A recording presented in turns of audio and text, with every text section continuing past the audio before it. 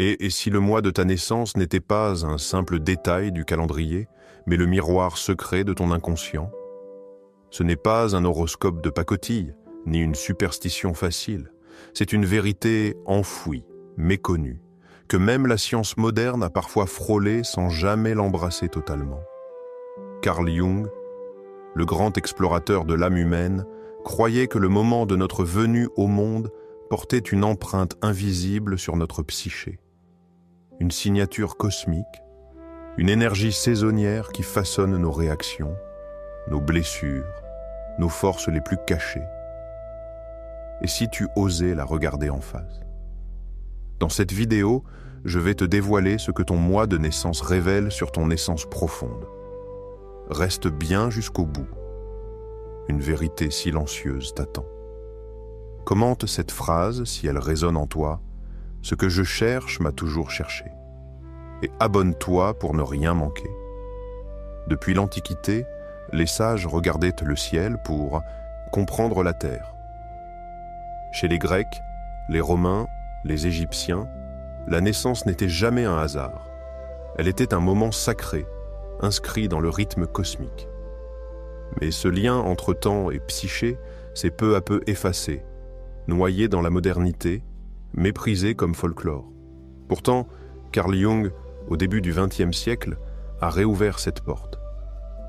Il ne parlait pas d'astrologie au sens naïf, mais d'un symbolisme profond, où chaque mois porte une atmosphère psychique, une tonalité émotionnelle qui imprime notre inconscient dès la naissance.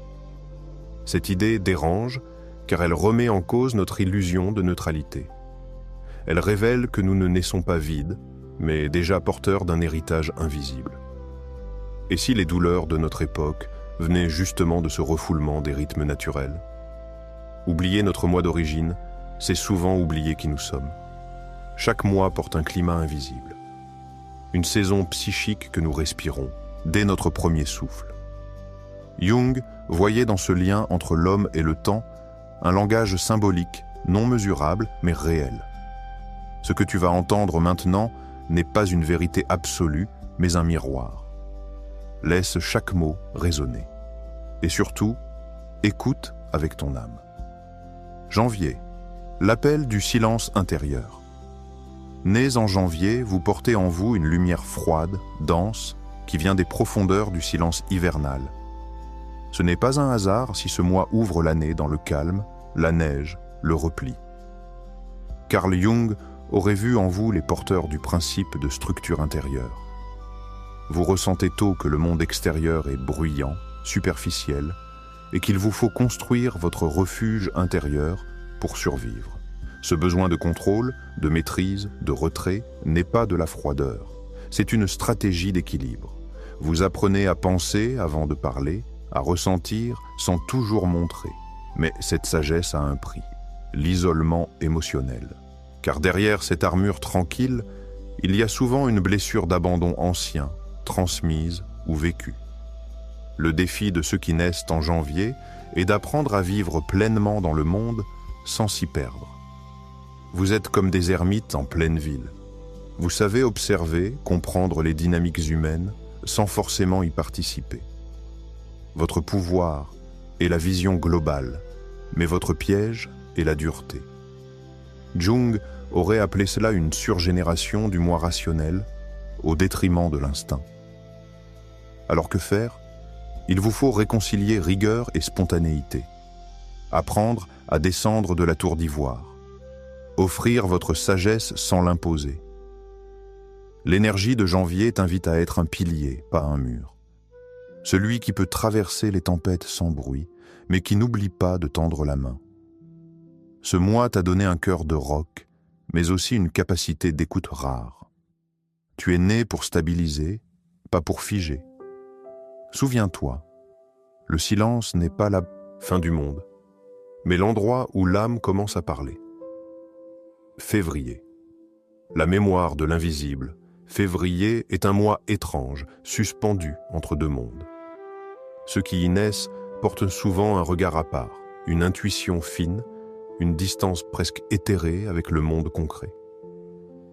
Carl Jung aurait parlé ici d'une dominance de l'archétype du visionnaire, celui qui capte ce que les autres ignorent, qui sent les énergies subtiles avant même qu'elles ne se manifestent. Si tu es né en février, tu ressens une étrangeté constante, comme si tu étais à côté du monde, jamais vraiment dedans. Cela n'est pas une faiblesse, mais un don. Tu es branché sur des couches profondes de la psyché collective. Tu sais percevoir les courants souterrains des choses. Mais cette hypersensibilité peut devenir un fardeau si elle n'est pas intégrée. Beaucoup de natifs de février se sentent incompris, jugés trop rêveurs, trop ailleurs. En vérité, tu portes la mémoire de l'invisible. Tu es né dans un mois court, presque effacé, et cela résonne dans ta sensation d'effacement personnel. Ton travail n'est pas de t'adapter aux règles visibles, mais de traduire l'invisible en langage vivant. Tu es un pont entre les mondes.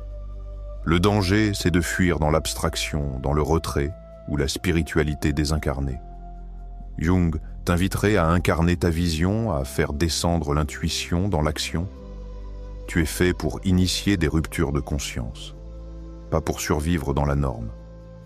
Accepte ton étrangeté comme une mission.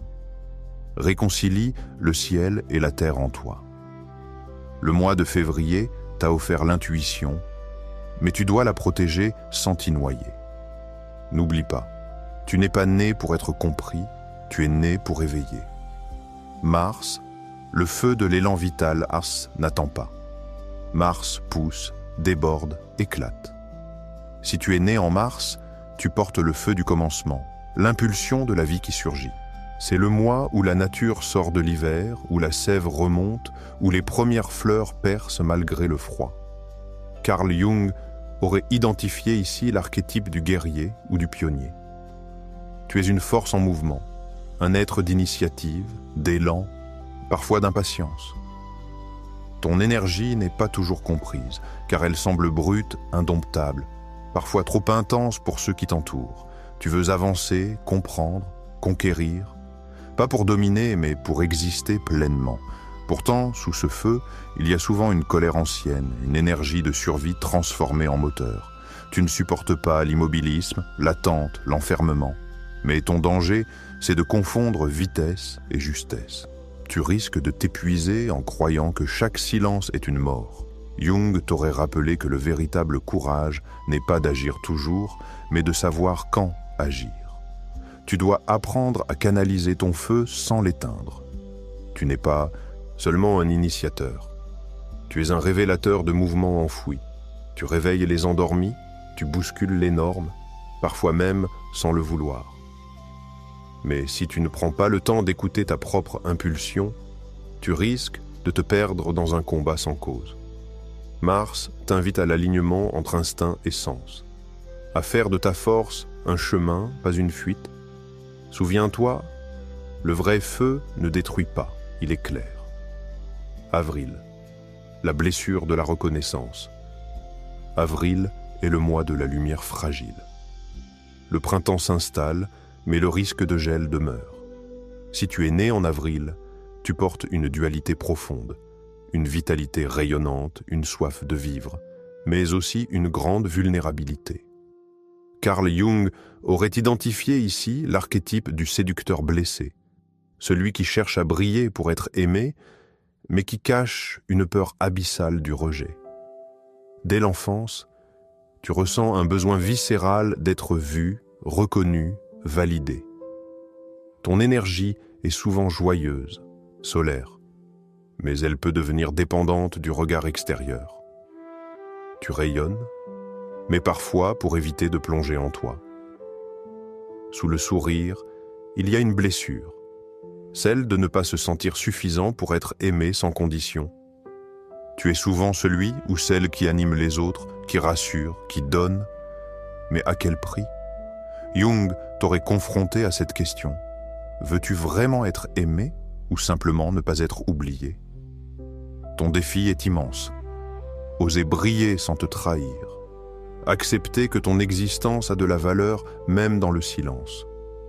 Ton charme n'est pas une stratégie, c'est une essence. Mais il ne doit pas devenir une façade. Le mois d'avril t'a offert la lumière, mais t'a aussi placé au seuil du doute. Tu dois apprendre à habiter ta joie sans la craindre, à te montrer tel que tu es, sans performance.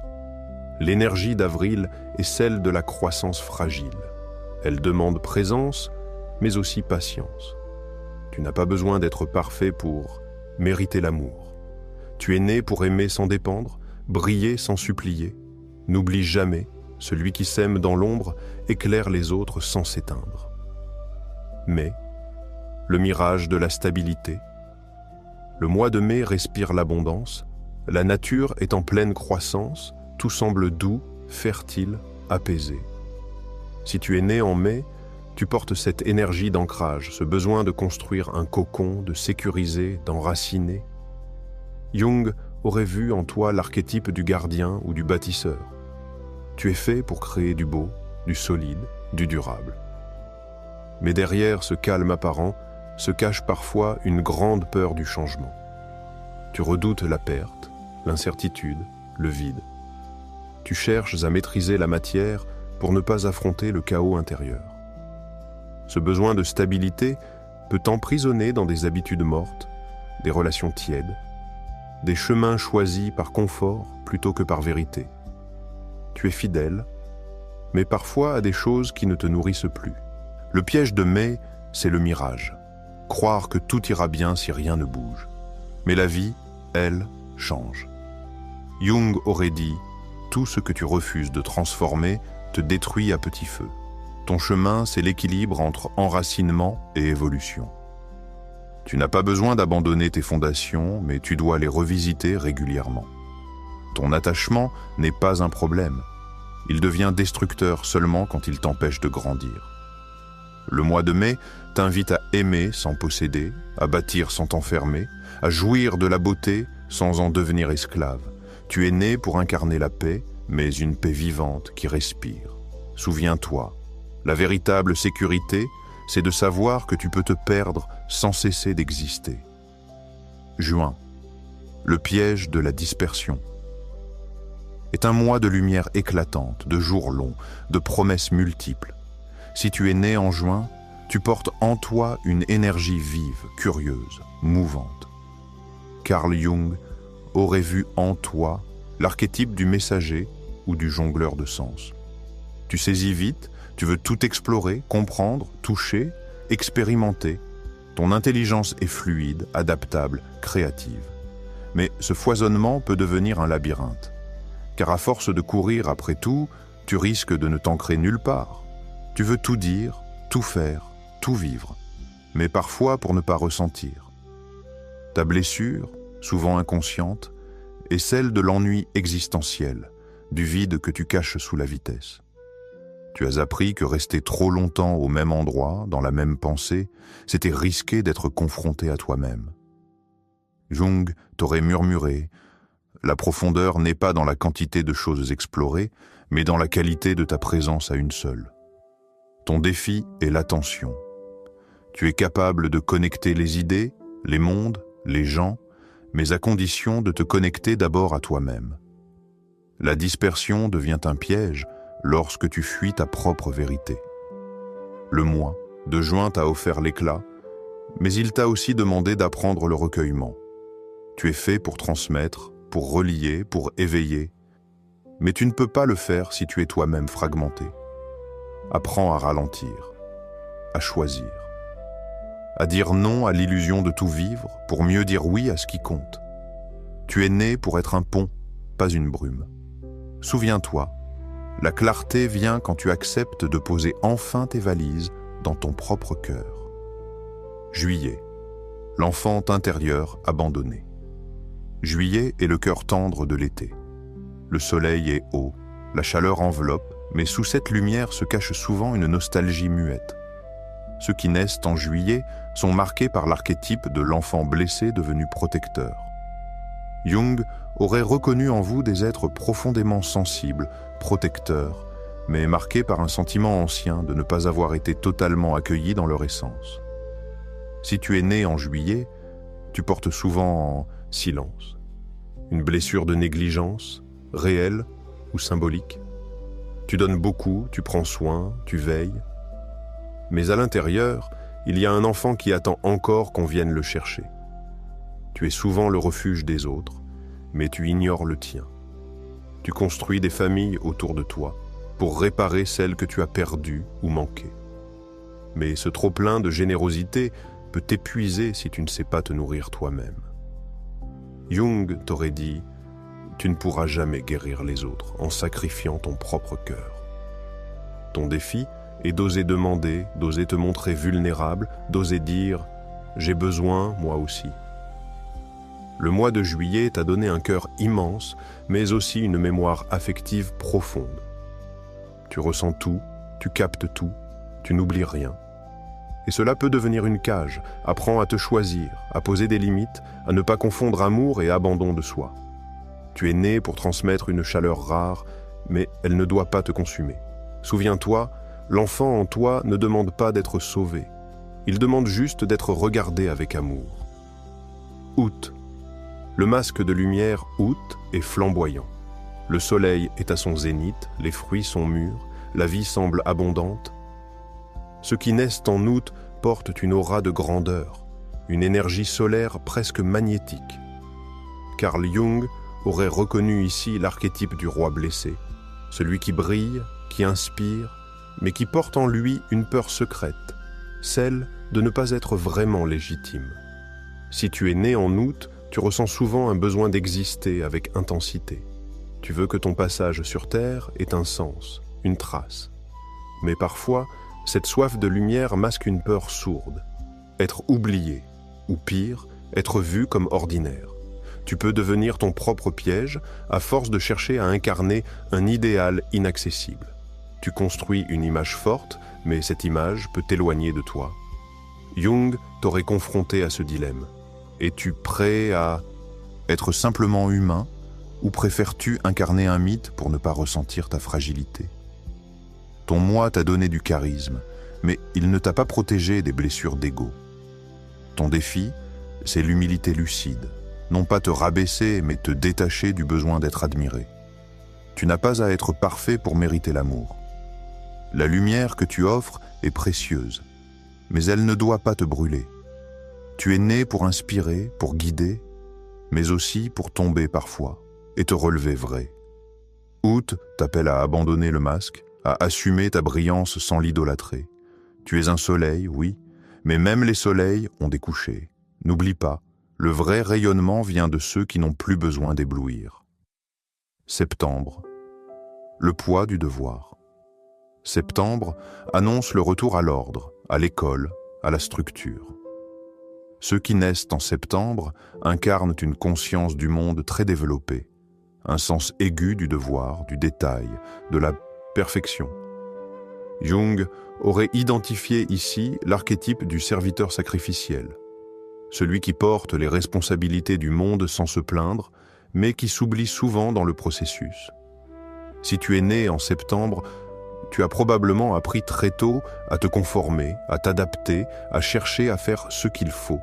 Tu ressens une pression intérieure constante, être utile, être juste, ne pas déranger. Mais ce besoin de perfection cache souvent une blessure plus profonde, la peur d'être aimé pour toi-même, sans condition. Tu crois devoir mériter l'amour par l'effort, l'utilité, la loyauté. Tu prends en charge les autres, tu anticipes, tu corriges. Mais à quel moment prends-tu soin de toi? Jung t'aurait rappelé que le sacrifice permanent devient un poison silencieux. Tu dois apprendre à différencier ton devoir réel de ta culpabilité chronique. Tu n'es pas sur Terre pour réparer tout ce qui dysfonctionne. Ton ordre intérieur est précieux, mais il ne doit pas t'enfermer dans la rigidité. Le chaos a aussi sa sagesse. Ton moi t'a offert l'intelligence du détail, mais ton chemin demande d'embrasser l'imperfection. Tu es né pour servir, mais pas pour t'effacer. Souviens-toi, ta valeur ne vient pas de ce que tu fais, mais de ce que tu es lorsque tu ne fais plus rien. Octobre, l'ombre du charme. Octobre est un mois trompeur. La lumière est belle, dorée, les feuilles tombent dans une élégance douce, mais la mort approche, silencieuse. Ceux qui naissent en octobre portent cette ambiguïté, une beauté visible, un charme naturel, mais aussi une dualité intérieure profonde. Carl Jung aurait vu ici l'archétype du diplomate fracturé, celui qui cherche l'harmonie extérieure pour fuir le chaos intérieur. Tu es souvent apprécié, aimé, consulté. Tu sais unir, concilier, écouter. Mais cette douceur cache parfois une incapacité à dire non, à assumer le conflit. Tu sacrifies ton désir pour préserver la paix, tu masques tes colères derrière le sourire. Le danger, c'est que cette façade devienne ta prison. Tu t'éloignes de toi à force de vouloir que tout aille bien. Jung t'aurait confronté à ton ombre, et si ton besoin d'équilibre n'était qu'une peur de l'abandon, tu dois apprendre à choisir la vérité plutôt que l'acceptation, à préférer l'authenticité au consensus. Ton moi t'a offert le don de relation, mais il exige que tu te rencontres d'abord toi-même. Tu es né pour relier, mais pas pour te dissoudre. L'élégance d'octobre, c'est aussi celle de l'arbre qui sait lâcher ses feuilles. Tu peux dire non sans perdre l'amour. Tu peux déranger sans cesser d'être aimé. Tu peux être en conflit sans trahir la paix. Souviens-toi, l'équilibre véritable commence là où tu cesses de plaire pour enfin exister. Novembre, le pacte avec la profondeur. Novembre plonge. Il ne brille pas, il ne charme pas, il révèle. Si tu es né en novembre, tu es un être d'intensité. Carl Jung aurait identifié ici l'archétype de l'alchimiste intérieur, celui qui sent que la vie n'a de sens qu'en touchant ses zones les plus sombres. Tu n'as pas peur de la vérité, tu la cherches. Tu veux comprendre ce qui se cache derrière les apparences, même si cela dérange, mais ce désir de profondeur t'isole parfois. Les autres te trouvent trop, dur, intense. Ce n'est pas que tu sois sombre, c'est que tu refuses les faux semblants. Tu préfères la douleur vraie à la joie factice. Tu sais que sans transformation intérieure, rien ne change vraiment. Mais ton piège, c'est la suspicion constante, le besoin de contrôle, la peur de te laisser aller. Tu veux maîtriser la vie pour ne pas revivre une trahison ancienne. Jung t'aurait dit « Tu ne guériras pas tant que tu regarderas la vie comme une menace à analyser. » Ton moi t'a offert une force de régénération, rare, mais il exige de toi une foi nue. Accepter de ne pas tout comprendre. Tu es né pour transmuter les ténèbres, pas pour y élire domicile. Tu es fait pour guider ceux qui ont peur d'eux-mêmes. Ton intensité n'est pas une malédiction, c'est une boussole. Souviens-toi, tu n'es pas là pour être léger, tu es là pour rendre la profondeur habitable. Décembre, la solitude du sage. Décembre ferme le cycle. Les jours sont courts, le monde ralentit, l'intériorité devient inévitable. Ceux qui naissent en décembre portent en eux l'archétype du sage isolé, celui qui voit loin, mais que peu écoute. Tu as une vision globale des choses, une sagesse naturelle, une capacité à relativiser ce que d'autres dramatisent. Mais ce recul te marginalise parfois. Tu ressens un décalage. Tu comprends les dynamiques, les cycles, les illusions, mais tu te sens seul dans cette lucidité. Jung aurait dit que tu portes l'énergie du maître intérieur, mais que cette énergie peut devenir froide si elle n'est pas incarnée avec amour. Ton défi est l'incarnation. Descendre de la montagne pour marcher parmi les hommes. Car la sagesse sans lien devient orgueil. Tu n'es pas là pour observer, mais pour transmettre.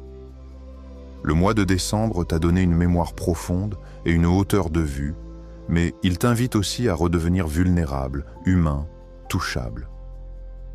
Tu es souvent celui à qui l'on demande conseil, mais qu'on ne prend pas vraiment dans les bras. Tu comprends tout, sauf comment demander de l'aide. Ton chemin, c'est la réconciliation entre la grandeur et l'intimité, entre la vision et le besoin. Tu es né pour être un phare, mais même un phare a besoin d'un gardien. Souviens-toi, la vraie sagesse, c'est celle qui sait encore pleurer. Jusqu'ici, tu as exploré les empreintes visibles de ton moi de naissance. Mais derrière ces signes se cachent des mécanismes encore plus profonds, presque invisibles. Ils façonne ton rapport au monde, aux autres, à toi-même. Ce que tu vas entendre maintenant n'est pas une lecture extérieure, mais un miroir inversé. Prépare-toi à entendre ce que tu ne pensais jamais découvrir. 1. La signature saisonnière de l'inconscient. Chaque mois de naissance s'inscrit dans une saison, et chaque saison porte une atmosphère psychique. Jung pensait que notre inconscient ne se construit pas seulement à travers les expériences vécues, mais aussi à travers des imprégnations collectives invisibles. Si tu es né en hiver, ton inconscient porte peut-être la trace d'un monde silencieux, froid, ralenti. Si tu es né au printemps, ton psychisme vibre peut-être avec le renouveau, l'éclosion, la tension du passage de l'ombre à la lumière. L'été, lui, imprime une sensation de plénitude, d'expansion, parfois d'exposition. Et l'automne, une conscience plus aiguë de la chute, de la perte, du passage. Ce que Jung aurait souligné, c'est que ces ambiances saisonnières agissent comme des matrices affectives.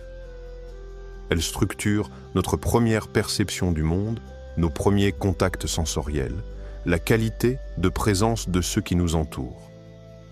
Un bébé né en novembre ne reçoit pas la même ambiance psychique qu'un bébé né en mai. Ce n'est pas ésotérique, c'est subtil, mais réel. L'inconscient enregistre. Il associe un type de lumière, de température, de rythme à la venue au monde, et cela crée une trace énergétique durable, un langage silencieux entre notre psyché et la mémoire du monde. Voilà pourquoi deux êtres nés à la même date calendaire, mais dans deux hémisphères différents, peuvent porter des profils psychiques opposés. Ce n'est pas la date qui compte. C'est l'ambiance énergétique du monde au moment où tu es venu respirer pour la première fois. Cette signature, Jung l'aurait appelée symbolique vivante. Elle n'est pas figée, mais elle t'influence tant que tu ne la rends pas consciente. Elle agit comme une note de fond dans le parfum de ton être. La reconnaître, c'est reprendre la main sur ta mélodie intérieure. Et peut-être, enfin, changer l'accord qui se rejoue en boucle. 2. Le conflit caché entre naissance sociale et naissance intérieure. Tu es né un jour précis. Cette date figure sur tes papiers, ton acte de naissance, ta carte d'identité. Mais est-ce vraiment là que tu es né? Jung aurait distingué entre deux naissances. La naissance sociale, visible, reconnue par l'ordre civil, et la naissance intérieure, souvent différée, parfois refoulée. La première est biologique, administrative. La seconde est psychologique, existentielle. Beaucoup d'êtres humains passent leur vie dans une identité empruntée, figée dans un mois ou une saison, mais jamais réellement habitée de l'intérieur. Ils sont nés, mais pas encore apparus à eux-mêmes. Ce conflit secret crée une tension permanente.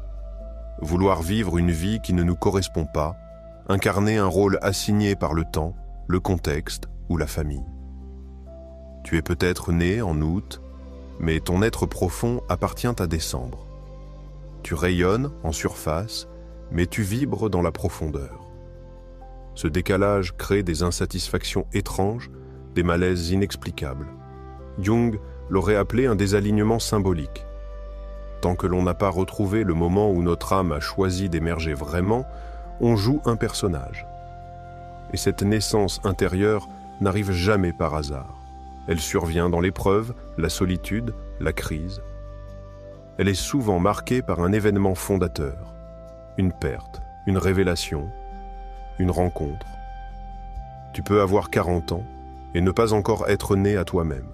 Tu peux aussi avoir vécu ton vrai éveil à 8 ans sans que personne ne le voie.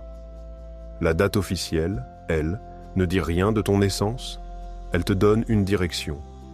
Mais c'est à toi d'en faire une renaissance vivante. Jung aurait insisté sur ce point. Naître biologiquement, c'est un début. Naître symboliquement, c'est une conquête. Alors pose-toi la question. À quel moment t'es-tu senti vraiment vivant pour la première fois? Et si ce moment-là était ta véritable venue au monde? 3. les synchronicités fondatrices liées à la période de naissance. Dans la pensée jungienne, les synchronicités ne sont pas des coïncidences. Ce sont des convergences de sens entre un événement intérieur et une réalité extérieure. Jung croyait que le moment de la naissance n'échappe pas à cette logique symbolique. Autrement dit, ce qui se passait autour de ta naissance raconte aussi quelque chose de toi.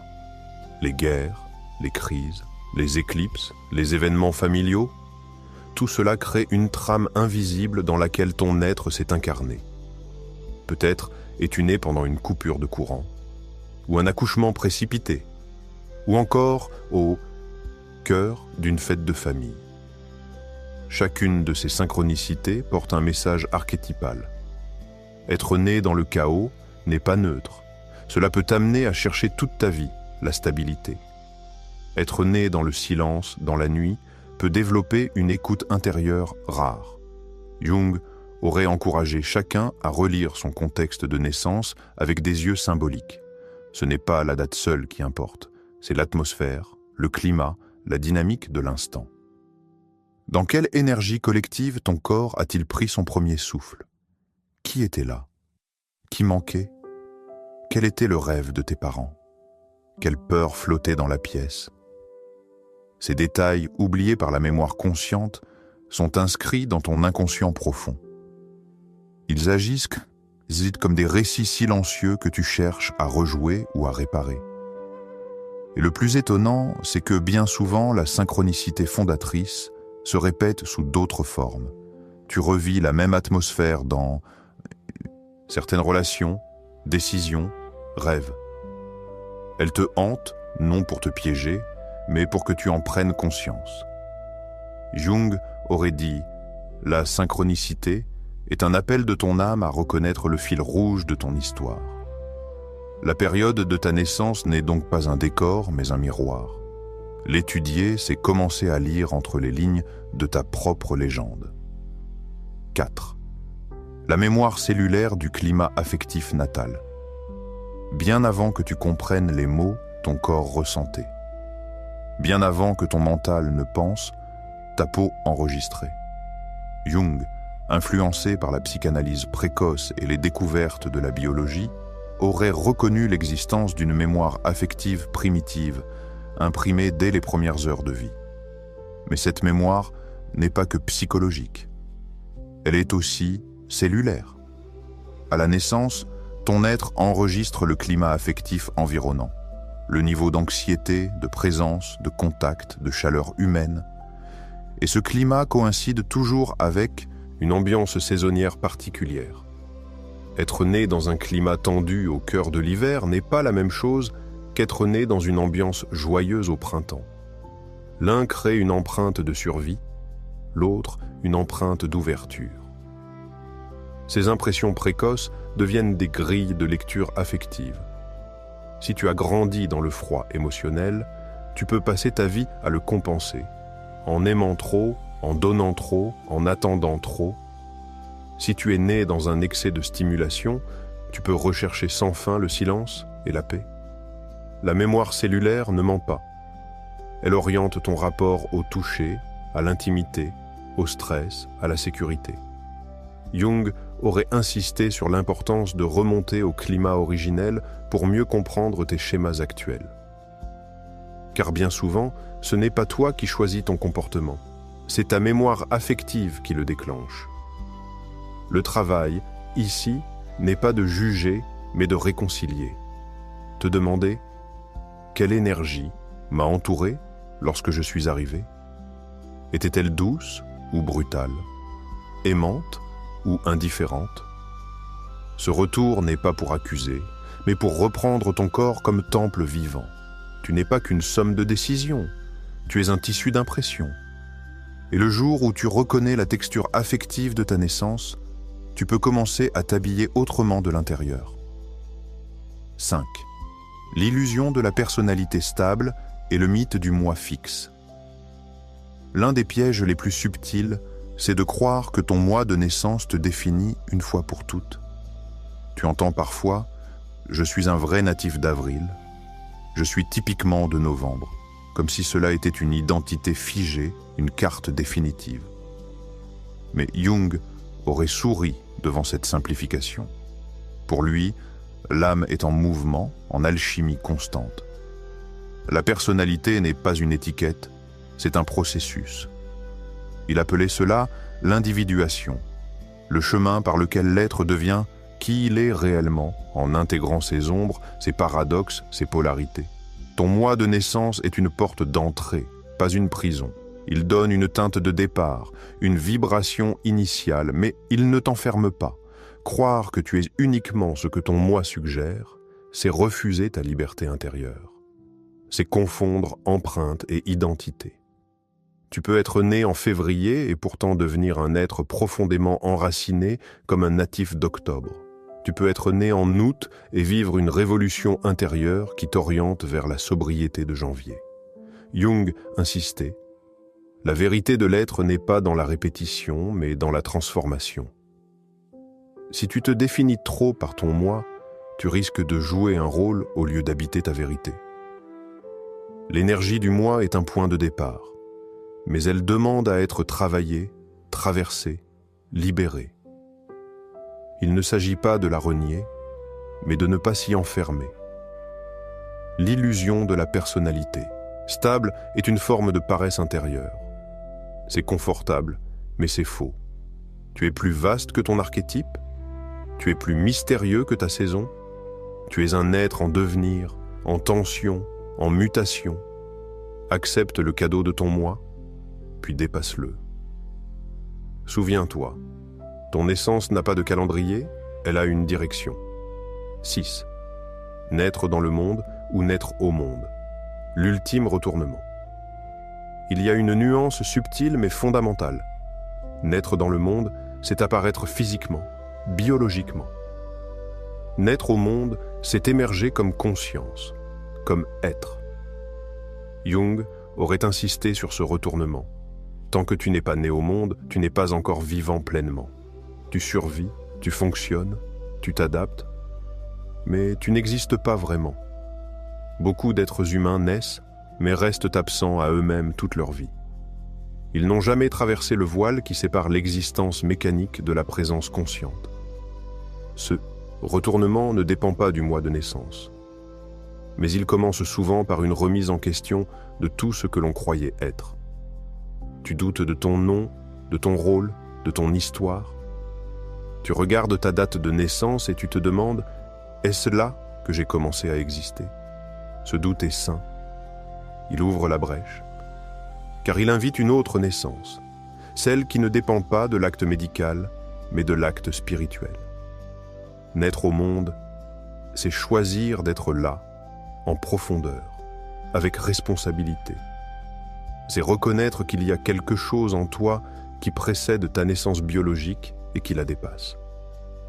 Jung aurait vu dans ce retournement une conscience archétypale, une rencontre entre ton âme individuelle et l'âme du monde. Ce n'est pas une croyance mystique, c'est une expérience intime, existentielle, que chacun vit un jour dans le silence d'un matin, d'une rupture, d'un appel. Alors la date de naissance devient un point de repère, mais plus une limite. Le temps n'est plus une ligne, il devient une spirale. Tu entres enfin dans ta vie comme on entre dans un sanctuaire, éveillé. Ce retournement, c'est le début du vrai voyage. Souviens-toi, tant que tu n'es pas né à toi-même, chaque année est un anniversaire d'absence. Comprendre, c'est bien. Mais sans incarnation, la connaissance reste stérile. Jung insistait sur l'expérimentation, sur le dialogue vivant entre l'inconscient et le conscient. Ce que tu vas découvrir maintenant, ce ne sont pas des théories, ce sont des clés, pratiques, intimes, transformantes. Elles n'attendent qu'une chose, que tu oses les vivre. 1. Écrire la mémoire symbolique de sa naissance. Prends une feuille, un carnet, ou ouvre une page vide sur ton écran, et commence par cette phrase « Je suis né un jour de… » puis laisse venir.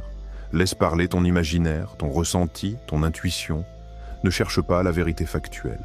Cherche la vérité en symbolique. Où étais-tu? Quelle était la lumière? Qui t'attendait?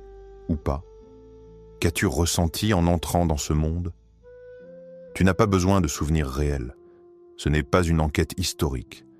C'est une descente dans ta mémoire archétypale. Écris sans te censurer, comme si tu faisais parler ton inconscient. Peut-être verras-tu un lieu, un silence, une voix. Peut-être rien, mais insiste. Rung appelait cela l'imagination active, une méthode pour donner forme au contenu invisible. Tu ne cherches pas à inventer, mais à révéler ce qui est déjà là derrière les mots. Ensuite, relis ton texte et demande-toi quelle émotion domine, quel mythe personnel s'y cache. Était-ce une naissance dans la peur, dans l'urgence, dans la solitude, dans la lumière? Puis pose cette deuxième question essentielle. Est-ce encore ainsi que je nais à chaque nouveau projet, chaque rencontre, chaque choix? Tu verras que ta première empreinte de naissance se rejoue constamment. En prendre conscience, c'est déjà commencer à la transformer. Enfin, termine l'exercice par cette phrase écrite à la main. Aujourd'hui, je me donne le droit de naître autrement. Puis, ferme le carnet mais laisse la porte ouverte en toi. Tu viens de contacter une couche très profonde de ton histoire. Et cela, déjà, suffit à commencer à te libérer. Car tant que tu ignores comment tu es venu, tu ne sauras jamais vraiment où tu vas. 2. Identifier l'archétype caché de son moi et le faire dialoguer. Chaque moi porte en lui un archétype dominant. Le sage, l'enfant blessé, le guerrier, le messager. Mais au-delà de cette façade symbolique, il existe un archétype caché, souvent refoulé, que ton inconscient tente de faire émerger. L'exercice ici consiste à le découvrir, puis à lui parler. Commence par te demander « Quel personnage intérieur domine ma vie depuis toujours ?» Celui que tu as l'impression d'incarner naturellement. Il peut venir de ton moi, de ta famille, de la culture. Identifie-le. Est-ce le pilier silencieux, le séducteur masqué, l'altruiste sacrificiel? Puis imagine son opposé symbolique. Celui que tu n'as jamais osé être mais qui te fascine ou te dérange. Par exemple, si tu incarnes souvent la sagesse calme, comme les natifs de janvier ou décembre, peut-être caches-tu qu'une part rebelle, impulsive, sauvage. Si tu es né en juillet et ressens l'enfant blessé, peut-être que l'adulte souverain sommeille en toi, étouffé. Une fois ce second archétype entrevu, écris un dialogue intérieur entre les deux. Fais-les se parler comme deux personnages en toi. L'un questionne, l'autre répond.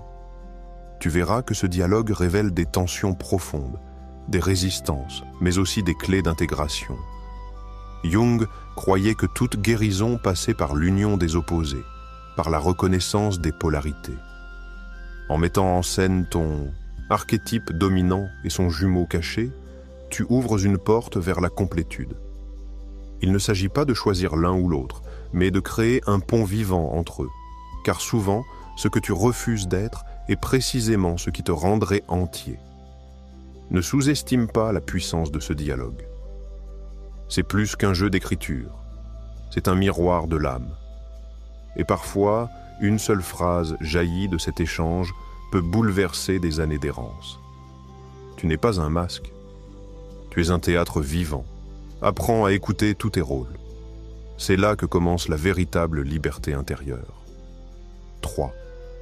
Cartographier les synchronicités récurrentes liées à sa date de naissance.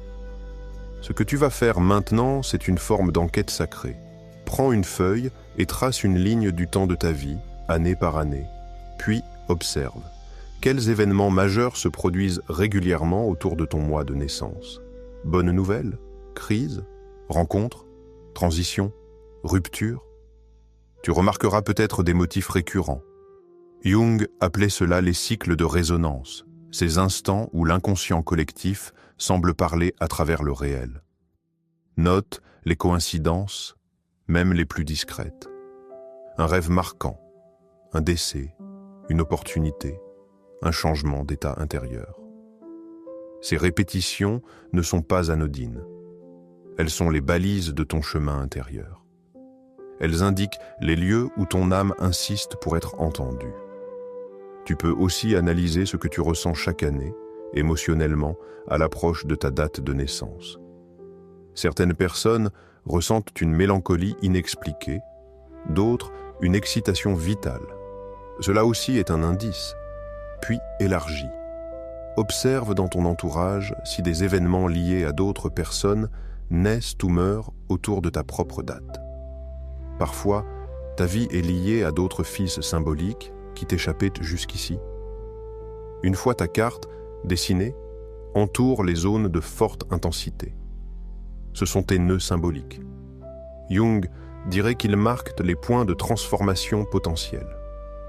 Le simple fait de les voir te redonne le pouvoir d'en faire quelque chose.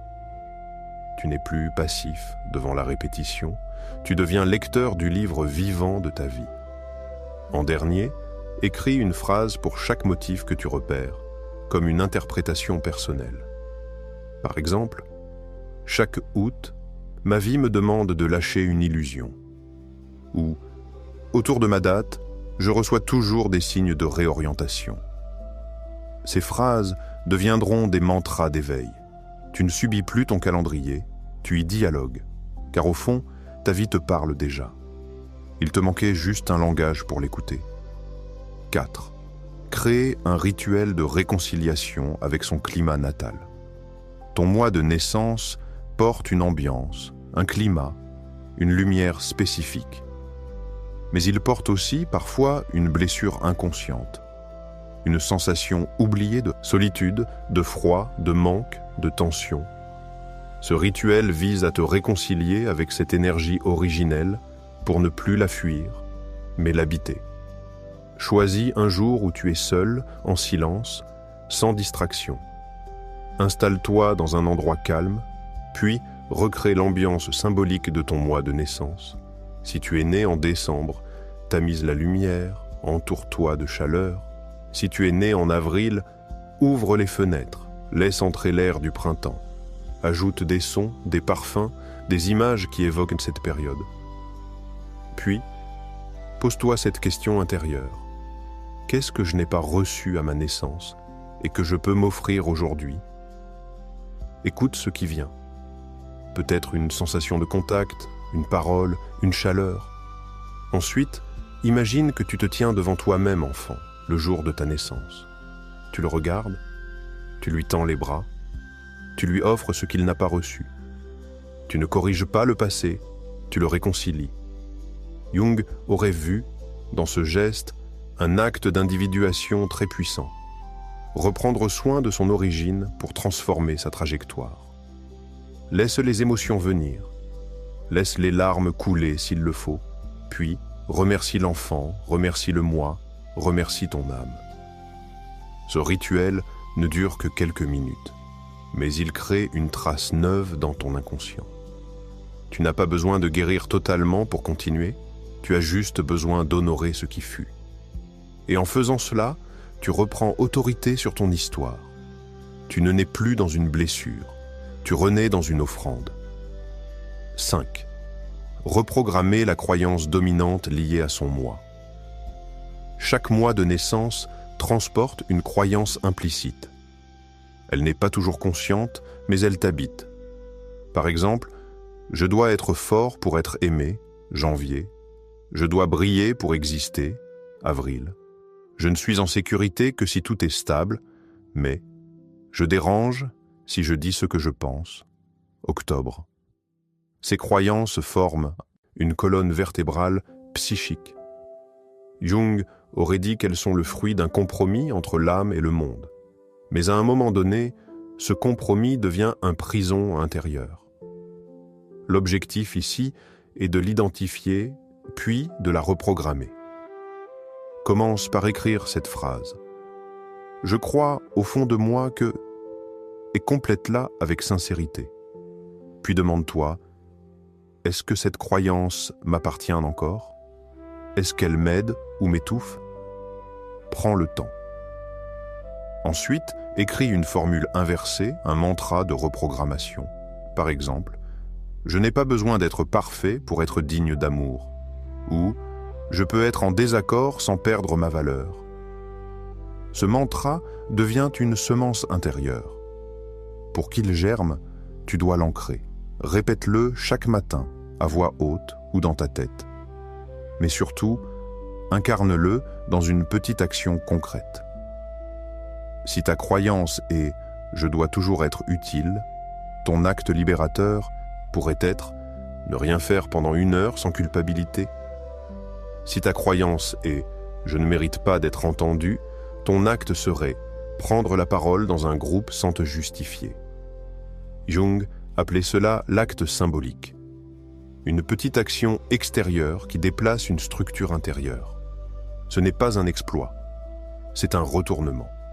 Chaque fois que tu agis à l'envers de ta croyance limitante, tu déprogrammes l'ancien récit et tu écris un nouveau chapitre. Tu ne changes pas ton passé, tu changes le regard que tu portes sur lui et parfois, cela suffit à tout transformer. 6. Célébrer une renaissance intérieure à la date choisie. Tu es né un certain jour, mais rien ne t'empêche de renaître un autre jour. Jung croyait en la transformation symbolique, en ces moments où l'on redevient acteur de son propre mythe. Cette pratique consiste à choisir consciemment une nouvelle date de naissance intérieure, un jour qui représente ton vrai commencement, ton retour à toi. Ce peut être un jour où tu as survécu à quelque chose, où tu as compris une vérité, où tu as décidé d'être toi, malgré tout. Note cette date, marque-la, puis chaque année, célèbre-la comme un anniversaire de vérité.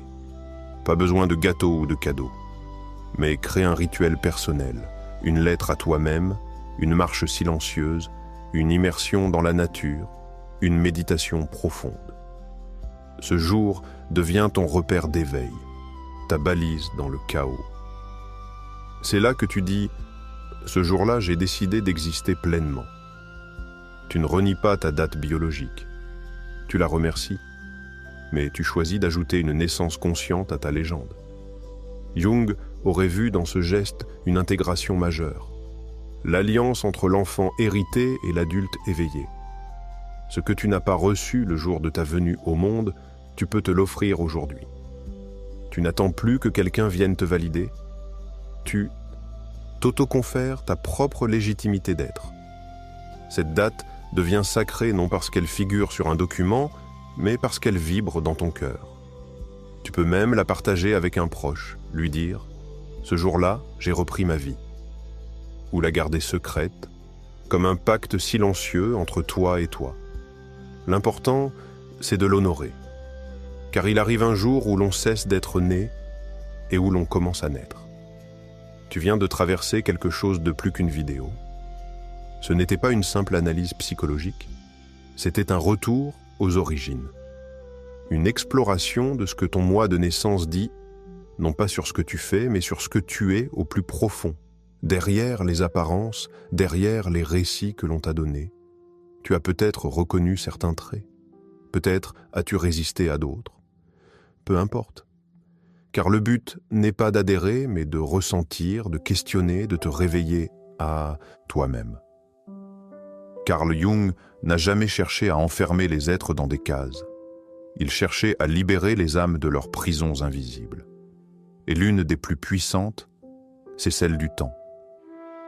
On croit que notre vie est linéaire, déterminée, répétitive. Mais ce que tu viens de comprendre, c'est que ton moi de naissance n'est pas une définition. C'est un miroir, un point de départ symbolique, une empreinte que tu peux transformer. La véritable question, maintenant, c'est celle-ci. Veux-tu continuer à vivre selon une naissance imposée ou veux-tu naître une seconde fois par choix? Le moment de ta venue au monde t'a peut-être laissé une empreinte de froid, d'absence, d'exigence, de peur. Mais aujourd'hui, tu peux poser un autre acte, tu peux reprendre le fil. Tu peux dire « Je décide de faire de ma naissance un point de départ, pas une fatalité ». Car le pouvoir de l'être humain, c'est de donner un sens nouveau à ce qui lui a été imposé. Tu peux faire de ton moi un mythe vivant. un symbole porteur. Une clé de lecture, non un verdict. Chaque année, lorsque revient cette période, tu peux choisir de ne plus simplement la subir, mais de l'habiter consciemment. Créer ton propre rituel. Offrir quelque chose à l'enfant que tu as été. Honorer ce que tu es en train de devenir. Tu n'as pas à correspondre à un profil figé, tu es plus vaste que ton thème natal, plus profond que ton archétype, plus libre que ton passé. Ton moi est une porte, mais c'est toi qui décides si tu l'ouvres ou si tu continues à tourner autour. Alors pose-toi cette question, à présent que le silence revient. Et si je n'étais pas encore né vraiment? Et si cette prise de conscience était le début d'un nouveau souffle? D'une vie plus ancrée, plus lucide, plus tienne. Tu n'as besoin d'aucune validation extérieure pour exister. Tu as juste besoin de te rencontrer pleinement. Si ce message a touché quelque chose en toi, commente simplement « Je choisis de renaître ». Et reste avec nous, car ce n'est que le commencement. Abonne-toi si ce chemin t'appelle. D'autres vérités t'attendent, des vérités silencieuses, enfouies, que peu osent regarder. Mais toi, tu es prêt.